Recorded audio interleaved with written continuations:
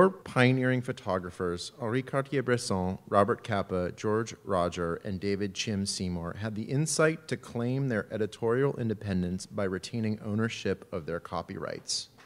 There's 3 really important things in this sentence that I want to foreground, which I think help us understand some of the things at play in the work we're going to be looking at today. One is the decisive moment, which is inherent in any conversation about about this kind of work and these origins. The second is cooperative action, and the third is property ownership.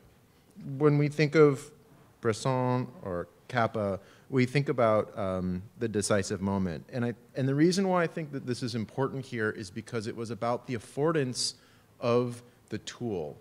It was about the 35mm Leica, the increasing speed of the film, which allowed for this kind of photography to exist. And I think something else is happening now, which is different, right? So photography now is so much, the camera is actually a different camera, and one of its affordances is the selfie. It's kind of the opposite spirit of Magnum. It's not looking out at the world so much, but looking in. The other thing that's important is the cooperative action. It's a group of people banding together to work together.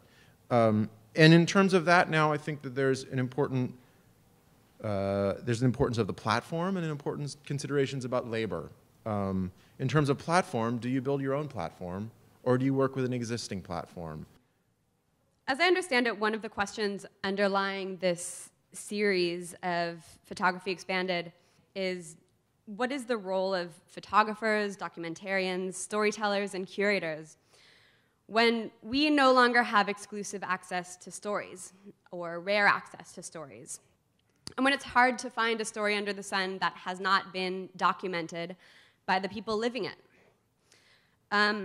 As professional storytellers, what is our value add? And believe me, as a storyteller myself, as a journalist, a filmmaker, and advocate, I've asked these questions myself. And I believe that what we're doing with the Human Rights Channel at Witness, that I'll be talking about tonight, provides one example of the role of curation in documenting human rights, in telling stories, and understanding our world. So first, I'd just like to get a sense of you guys. Can you just raise your hand if you're a photographer in the audience? And how about those of you who do other forms of storytelling or documentation, be it radio or print or multimedia? Okay, a significant amount. And finally, who works primarily not with your own footage, but with that of others, maybe as a curator or an instructor or an editor? Okay.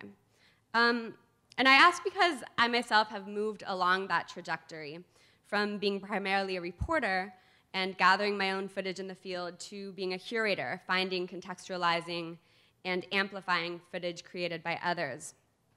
And that's because when I began my career, documentation was left to professionals, reporters, photojournalists, oral historians, and investigators. We were trained in techniques, the mechanics, the ethics, safety, integrity. And because of that training, because of the publications we worked for, we were trusted, generally. Today in the field that I work in, human rights, and in many other fields, this is clearly no longer the case. Thanks to cheap camera phones, thanks to YouTube, Twitter, blogging, and on, professionals no longer have a monopoly on storytelling and documentation. And I realize none of this is new or groundbreaking to any of you, but I do think it's worth pointing out the implications of this when it comes to human rights reporting. 5 years ago, when I worked in a newsroom in Bogota, I was unable to report on the conflict taking place in the countryside.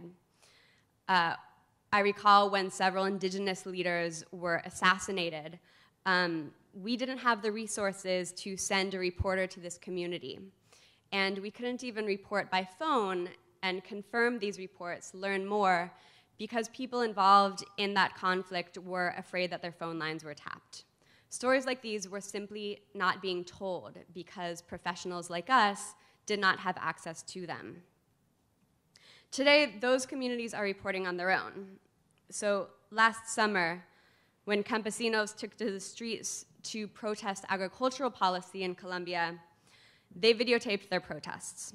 They filmed activists hit with gunfire and rubber bullets by the police, and this footage garnered domestic attention and international attention, and resulted in the government responding to their protests and agreeing to negotiate with them. So this is why a human rights group like Witness is curating citizen footage. 2 years ago, we launched the Human Rights Channel, and it's a collaboration with YouTube and the organization Storyful, in which we curate verified citizen footage of human rights issues and abuse.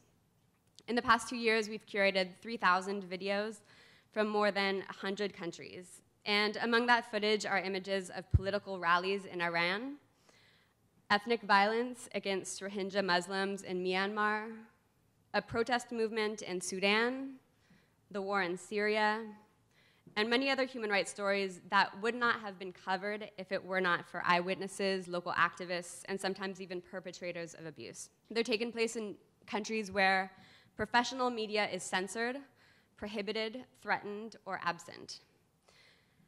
But yet, the sheer volume of media being created today by citizens on the ground is itself a barrier to making an impact. For the average engaged citizen, and for even expert investigators in human rights issues, there's simply too much information to make sense of. There's also false information and contextualized information. And because citizen reporters are not trained on issues like safety, ethics, and consent, their footage can also risk putting themselves or people in their footage in danger.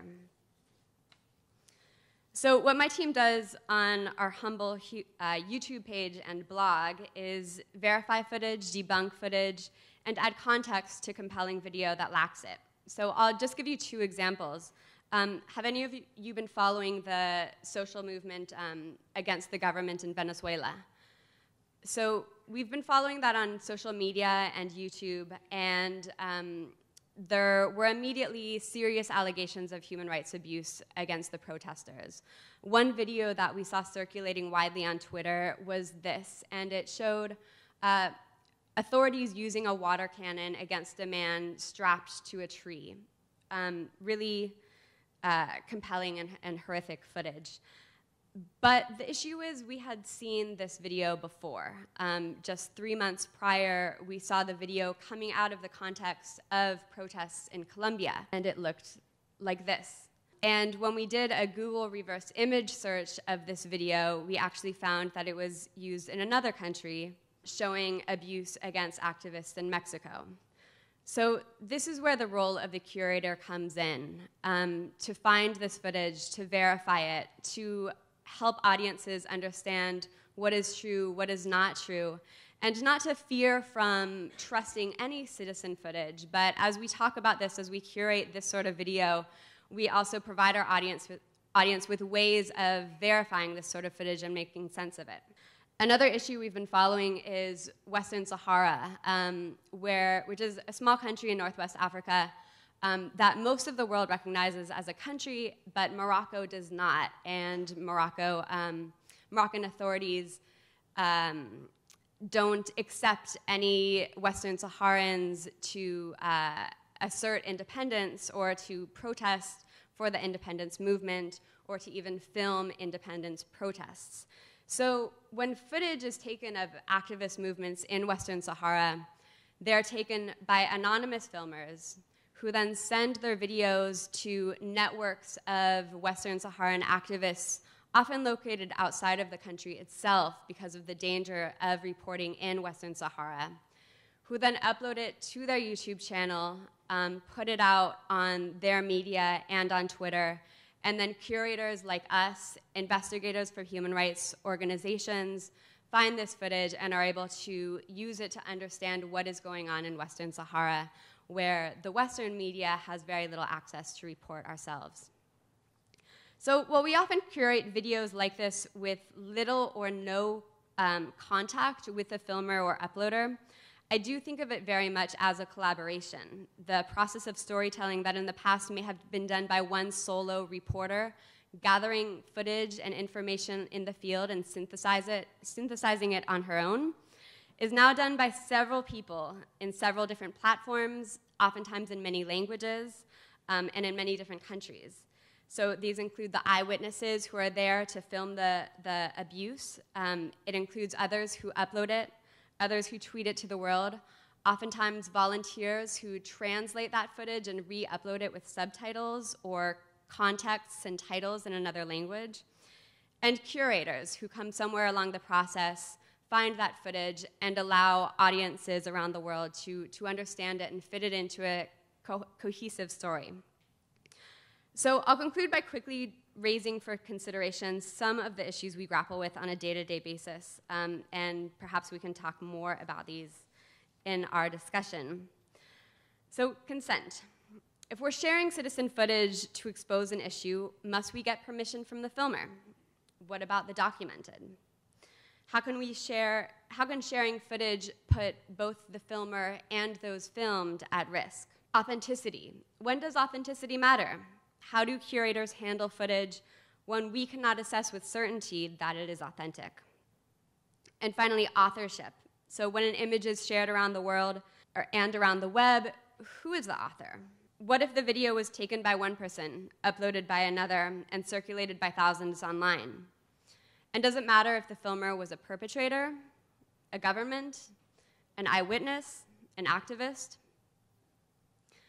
I'm not saying that any of these questions are easy to answer or that I have any of the answers, but as citizen footage plays a greater role in our documentation and understanding of the world, it leaves many of these questions up to curators and not only documentarians who used to be deciding each of these questions on an individual basis. So I'll leave it at that, and I look forward to exploring more of this with you tonight. My name is Michael Primo. I'm an artist, a photojournalist, a human rights activist.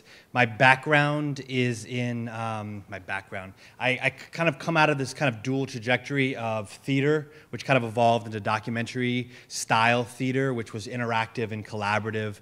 And I did that work in the US as well as in South Africa, which had a parallel track of radio work. I was a very early staff member of a project that became StoryCorps, and was a photojournalist for, and still am. Less so now that newspapers, some of my favorite local dailies, pay interns instead of professionals to shoot their images, right?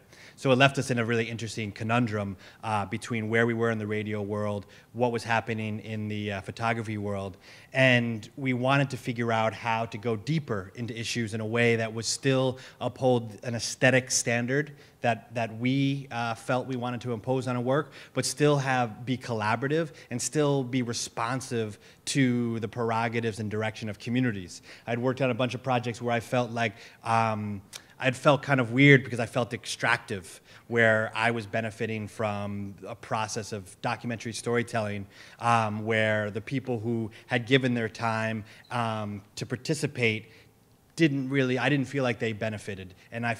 So I'm on this sort of constant quest to think about how we can be more collaborative in the art making as well as responsive to the prerogatives of the community. So I have a project called Housing as a Human Right, where we set out to create this space for people to share stories across race, class, and we do these interactive installations in unconventional spaces like laundromats and vacant storefronts, where we'll take over a vacant storefront for a period of time and install this audio and photo slideshow with people it's like co-designed by people in the media community. And when Hurricane Sandy happened, we knew immediately that this was an event too immense for any one outlet, documentarian, artist, or individual to effectively cover. So we wanted to figure out a way that we could really foster a collaborative exploration for how we could really interrogate this situation. And also recognizing that after, they say, the funding world has a sort of paradigm that disaster relief funding completely disappears or is raised in the first 3 months. And that 80% of any of the money that will ever go to a recovery of a place is raised in the first 3 months. Then after that, it's like every man for themselves. So knowing this sort of the difference between the reality of the disaster time clock, that is how communities develop, and the perception, we wanted to create a way that would allow people to engage for the long term. And so we had a relationship with the with MIT Center for Civic Media, and we have been collaborating on ways for people to be able to participate and contribute content. And so we started Sandy Storyline, and we called it Sandy Storyline for 2 reasons. The first reason was because we had a literal phone line, a literal storyline. We had an 800 number set up. Immediately, this was set up. The hurricane hit on October 29th. By Friday, we had the phone line set up, as well as the mobile texting tool that allowed people to be able to contribute via their cell phones. And you know, and I think across economic demographics, cell phones with amazing technology, as you know, is becoming ubiquitous. And where I grew up in my community, when I was little, it was all about getting the flyest sneakers you could imagine, and that the kids that age now get the flyest phones you can imagine. And so people have this capability, and where we wanted to enter the conversation was to assist them to help use those, what they already have in their pocket, to do it a little bit more beautifully and with higher potential. We've absolutely resisted the term crowdsourcing, and we are not crowdsourcing. That's something else. Although what we do is crowdsourced, right? But we like to pretend we have a higher sort of level of curation which is involved. And so so you can text a photo into us with your cell phone. You can go to the website to contribute stories. You can call the 800 number. The 800 number is used by a lot of elderly people or people without broadband access. We know that the dominant narrative is often about the physical infrastructure. It's about dunes and buildings and roads, which are important, but like the average neighbor, community member has a lot of trouble talking about that. And there isn't, in our opinion, enough talk about social infrastructure. And without the people and healthy, robust networks within community, all the physical infrastructure would be empty.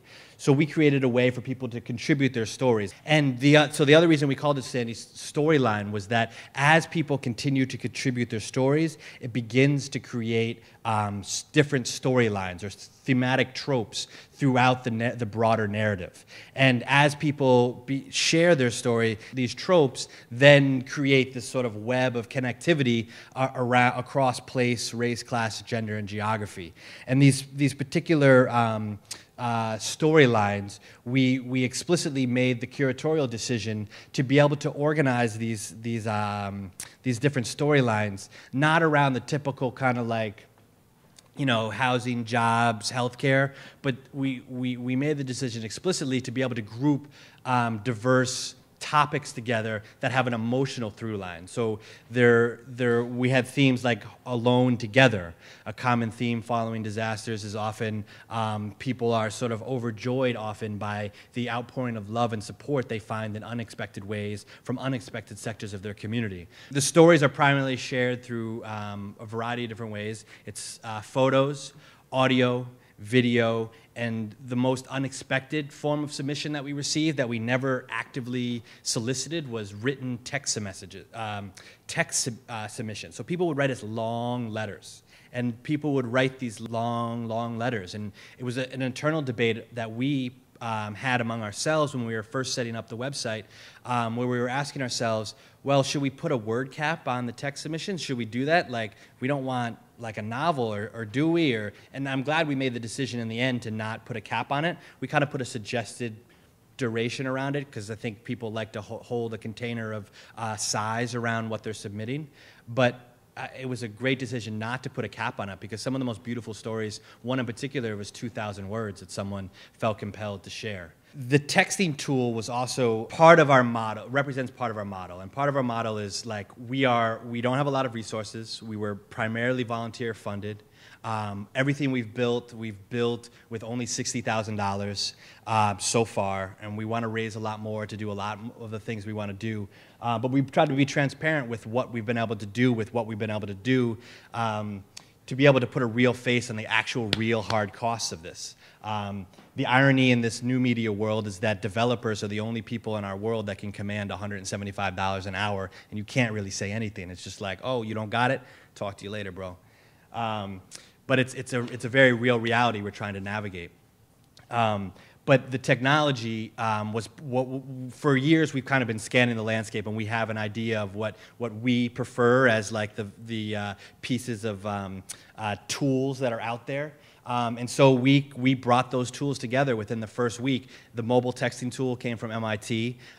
This organization called Cowbird reached out to us in the very early days and was like, hey, do you want to use our platform? We were like, cool. Using other people's tools kind of constrained us to what types of media we could use, because Cowbird doesn't use video, so we didn't necessarily have video up on our website. We were using Facebook to put out videos, and since then we've now transitioned off of all external platforms and are now in like what we call internally our third stage of evolution. But it represents a significant step for us because we've consolidated all of our external technologies. We've moved off all of that, and now we're using all our own native technology that we're slowly developing, which allows us to accept submissions, and it allows us to share and distribute these stories. In addition to that, we also had these education programs. You know, we had professional photographers, friends doing photo workshops with kids, you know, basic framing, photo composition and stuff like that. And we engaged young people in being able to investigate their surroundings, which was also a really important, it was really an imperative for us to engage young people in this way, because it's an important part of the larger story that's always left out of the sort of broader conversation in social documentation, and often for aesthetic reasons.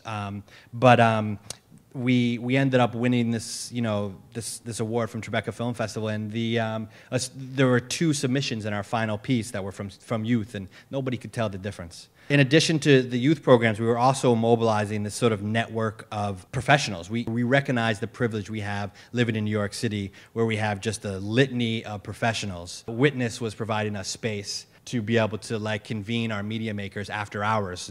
In addition to the submissions that we were getting from individuals, we were curating a cast of characters of media professionals who were out and about scouring the city for stories.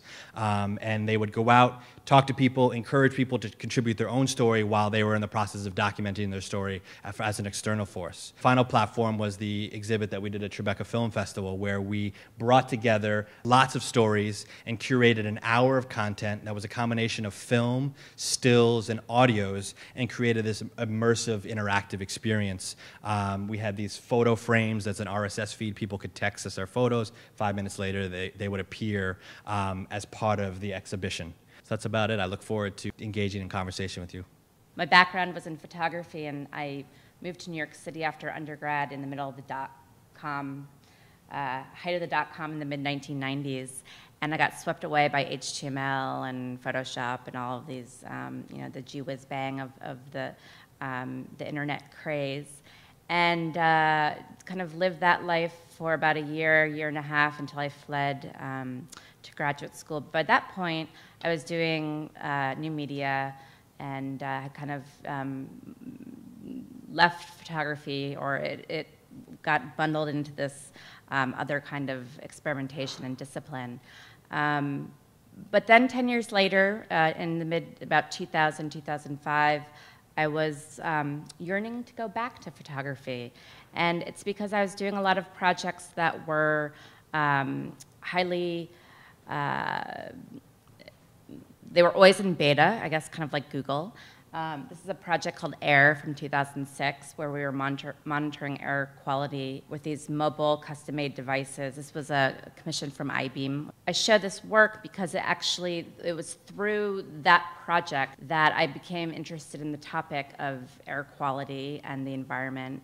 A professor at Ithaca College said, if you're thinking about air quality in New York City, you must speak with Robert Martin. He told me his story, and he talked about the week after 9/11, and he was the ombudsman in 2001. And he talked about driving to work in Washington, D.C., and hearing that the Twin Towers had fallen. And he talked about that first week and how the whole agency was mobilizing to investigate. And in Lower Manhattan, it was a record amount of the worst toxic contamination known to mankind. And it was all over Lower Manhattan. This investigation into Lower Manhattan and what should be done was totally put to a halt, Robert was telling me, because of Christine Todd Whitman's proclamation that the air is safe to breathe, the water is safe to drink. That was just 7 days after September 11th of 2001. And Robert said to me, all of the qualifiers were there to declare all of Lower Manhattan a Superfund site. And I went off and finished the air project and was still thinking about what does it mean that all of Lower Manhattan should have been a Superfund site? What is Superfund? And I knew it was a really extreme, scary statement, especially as a New Yorker to hear, right? But the first place you go to, if you look up Superfund, if you Google Superfund, you're going to end up at the Circlist database. And these kind of forms I run away from. And it's akin to me like going to a big mall to go shopping.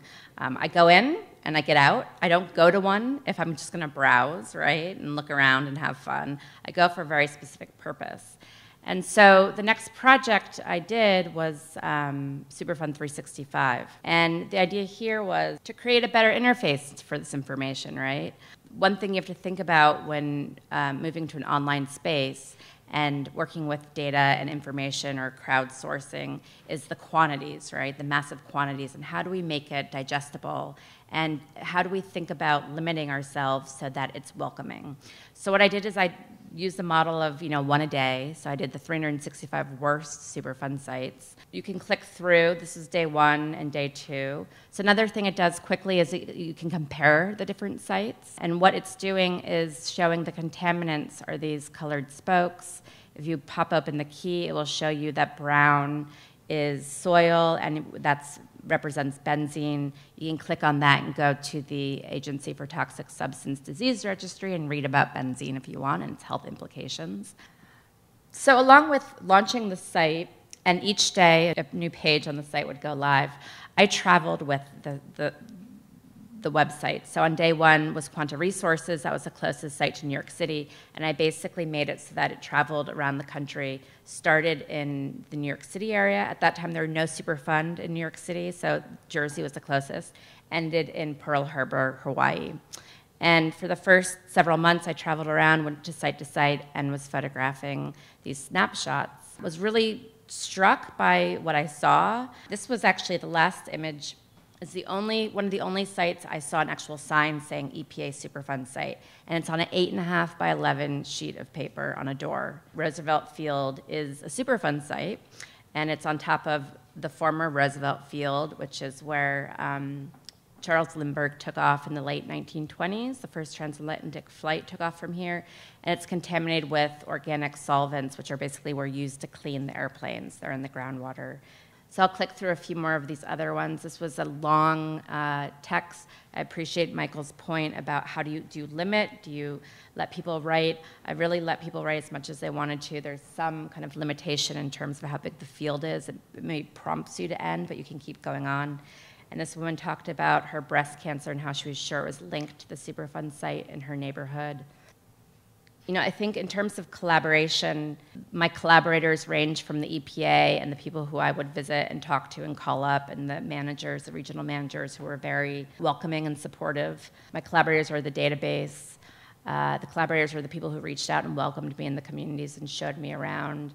The people I never met who uploaded materials and talked back to the official data or corrected the data that I was bringing to life and hopefully making more accessible from the EPA. I'm wondering if you could talk more about authorship, and also the flip side of that might also be to ask who is we, because I think the term we was used a lot. We somewhat side-skirt the question of copyright, authorship, because we don't edit or kind of scrape and republish the videos that we curate on the Human Rights Channel. What we do is curate them into YouTube playlists and then talk about them on the Witness blog. When we do reach out to people and ask if they would have any problem with us using their video, the people who are producing this sort of content always, like 99% of the time, say, of course, like that's why I put it on YouTube. I want you to see it, and I want people to use it and to amplify it.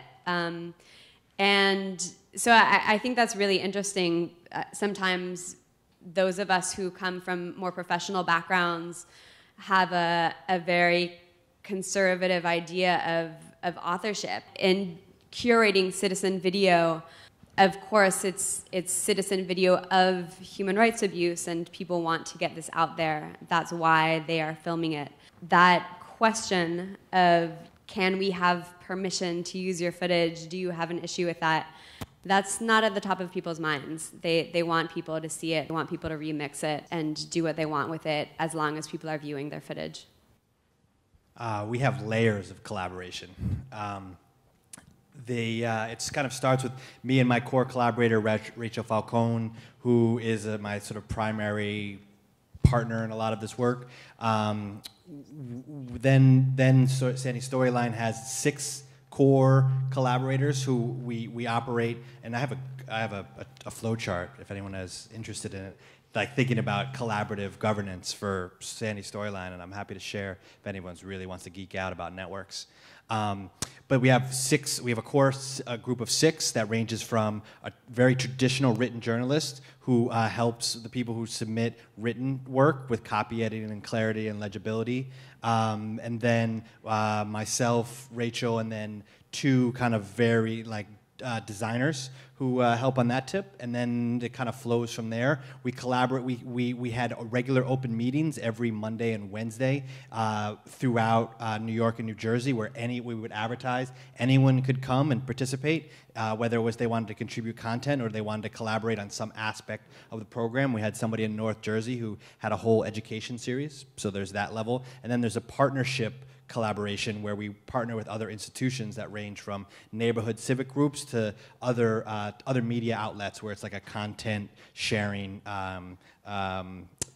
thing that we're trying to develop into a revenue share for some of the content that has been shared out through those outlets. And all the content is Creative Commons, share alike. I forget what the other 3 other words after that one, but basically the license that does not allow for derivatives or commercial purpose use, and yeah, that's how we collaborate.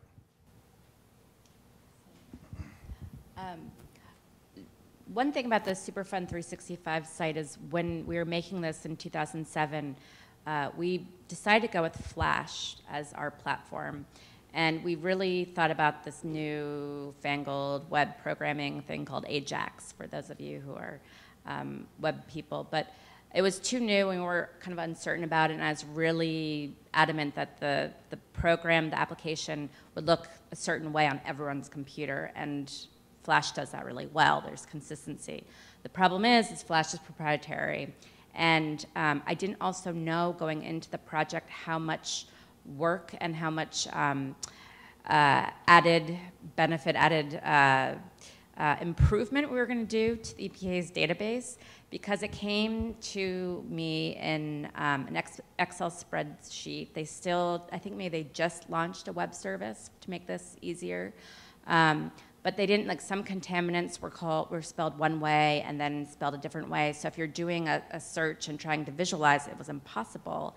And we spent days going through and cleaning up their spreadsheets and added information from the Census Bureau and from other data sources. And if I'd known that, I would have made that information, made it easy for people to take that data from the site and then visualize it in their own way, right? And the way it was made, it was very contained, and it was all about display and not about then resharing that information, or even like downloading the photographs and taking that to make it their own, right? And so making it very malleable. So now looking back, I would have made it in a totally different way. Looking forward, it would be about using the web services so it could be more collaborative, meaning whatever we then generate and put out can then be reused and remixed. And so that's kind of a hopeful collaboration, or at a distance collaboration, right? Sharing that information, not a kind of in-person collaboration as we as artists often think about it. Can you talk about the process of deciding which platform or which tools to use? You're using YouTube and curating playlists and you decided to run it off of these set of existing tools that are outside of it, out of an MIT piece of software, et cetera, and then moving on to your own one. Part of the idea of us using YouTube as the platform for the Human Rights Channel, well, for those of you who are familiar with Witness, you may recall a project that we started before YouTube, which was called The Hub, and it was our own space that we created to curate human rights video. And when YouTube came around, that's where everyone was putting their footage, and part of the idea of the channel is really to find footage of people who may not themselves consider themselves human rights documenters or advocates or organizations, but simple eyewitnesses who wouldn't be searching for a site and for tools to amplify this footage. We would find them. And part of a kind of secondary mission of the project is to learn about how people are using this platform as the most used platform for video distribution. But it is a challenge because there are a lot of human rights organizers and activists who don't use YouTube because they want to have complete ownership of their video, and they've created their own platforms, which is very commendable, but we cannot share them. We also can't share videos that are posted on Instagram and Facebook, and we're seeing a lot more of people using those different platforms depending on the region, depending on the language, depending on the internet service where they are. I do want to shout out a new resource called the Verification Handbook that is all about tools and best practices to verify user-generated citizen content online.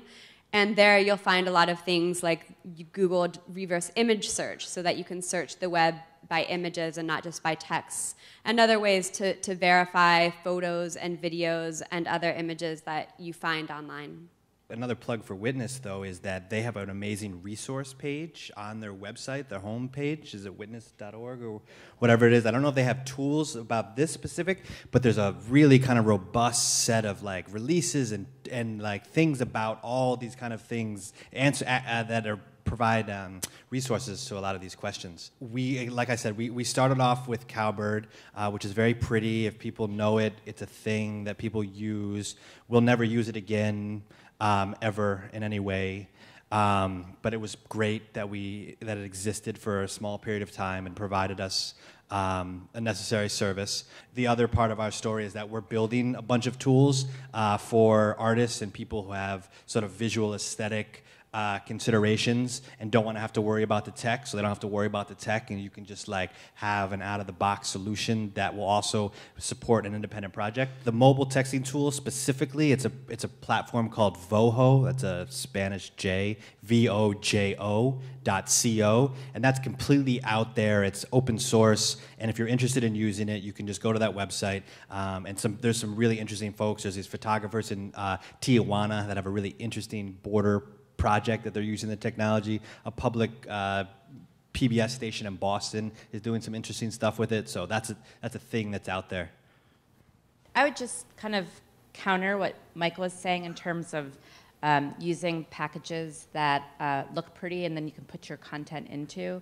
And I understand the need for that and the desire for that, this kind of, plug and play and drop and done kind of mentality. But if there could be pro bono developers who are working with artists, because you're never going to have that aesthetic control. And what the question is, without building it from scratch, right? Because there's going to be these imposed limitations technically, there are going to be imposed limitations aesthetically, and the more. I'm also a professor in an immediate program, and so students coming in, everyone wants to make photographs and videos and interactive installations maybe, but not program. And so we're really, really trying to get the students to be very proficient programmers by the time they're out.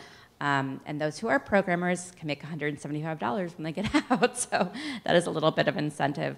But really, collaboration again is key, because these are to program a site like Superfund 365 or something that's made from scratch, and that works, and that you maintain and sustain it is a whole another can of worms. Really takes a lot of either fundraising or people who are really believing in the work and will give up their time, maybe for $10 an hour or no dollars an hour, because they believe in the work, and that's a core of a collaboration.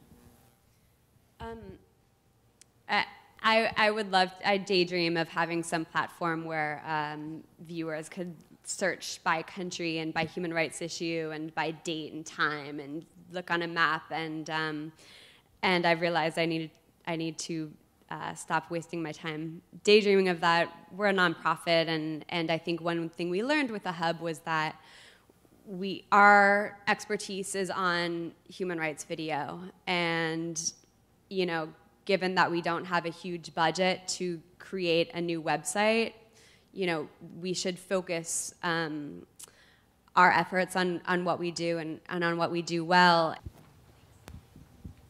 Hi. I have a question that you all implicitly sort of talked about, but not specifically, and it's about power and about authorship in some ways, but also like race and class and issues of who is an author and who gets to generate content in some cases, but also like aesthetics and how we navigate this territory politically. And I just wondered if anybody could talk about power. If you go to sandystoryline.com too, because this is a conversation, in the About section there's a short little essay on what is a participatory documentary, which is our just contribution to other people, the esoteric world of other people thinking about this. But yeah, power and privilege and access are like how we approach the work that we do, and it also was one of the primary motivators of working with young people and young people of color in the communities that we felt were least represented by the dominant narrative. And part of the backstory is so I come out of housing, being a photojournalist in the housing world, then also got sucked into organizing around housing and land, got sucked into post-Katrina New Orleans, went with a camera, left as an organizer. And we started this as an initiative because of the democratization, so-called democratization of technology, that even in low-income communities, people still have these cell phones to be able to create a way that people can share their stories. And even the way that we organized our weekly meetings, which are our collaborative meetings, where we had rotating facilitation that was designed to minimize the amount of men who are facilitating meetings, first of all, and especially certain kinds of men. And because, you guys talk a lot, I talk a lot, so how do we diversify this? But there were little ways that we did that within our internal processes that we were trying to encourage a diversification of the voices that were participating and ultimately the outcome of the design of the project, because these meetings were designed for participation, not just for contributions, but people who had ideas about what the project should look like, how it should be shaped, what should be mean. So we felt that it was important in every part of what we did, from like who was a part of those meetings, who's a part of our core, who our interns are, like what languages they speak. Our first flyer was ridiculous because it had like 10 languages on it, because I thought that was a good idea, because I was in like these Chinese neighborhoods and these Russian neighborhoods, but that was a terrible idea. But it was an attempt and it didn't work, and so that was one rabbit hole we went down.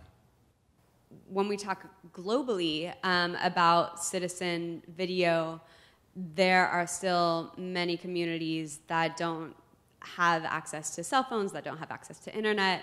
That is changing very rapidly, but I do my best in leading the Human Rights Channel to look for regions that are not in the news, that are not being covered by the mainstream media, because this is where citizen video can really amplify those stories.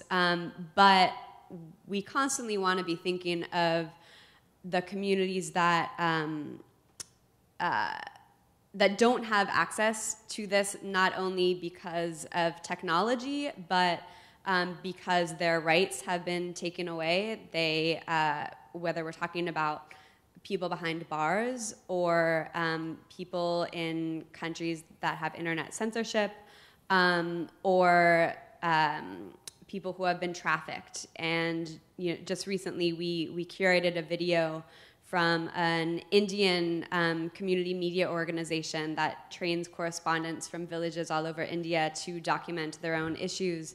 And they had a fantastic report about human trafficking and people who had traveled to Goa for labor. And this reporter actually helped a relative find them and take them out of bonded labor. And one thing that they said was the first thing their employer did was take away their cell phones. So, we constantly have to fight for, the right to record, whether that's on in workplaces or whatnot. But, I think that's a really good point to think of the digital divide, not only technologically, but in terms of the enforcement of rights to record what's going on in our own communities. The big kind of impetus for the Superfund 365 was looking at the EPA's Circulus database. And it's not good enough to have the information available, right? It's got to be accessible and understandable.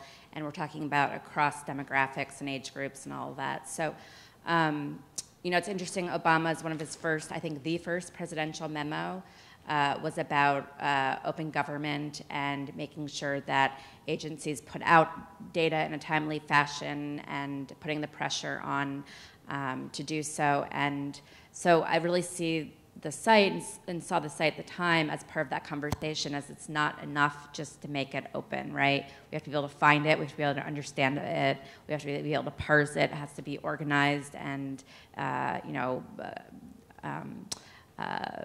kind of codified correctly, right? And the government can very easily get their hands on our private data, so this public data that we pay for, right, through our tax dollars, right, where is that, and why is it so hard to find and get to? On the collaboration tip, it's for us, I approach it somewhat as a community organizer, so it's all about self-interest and identifying mutual alignment around moments and points of self-interest.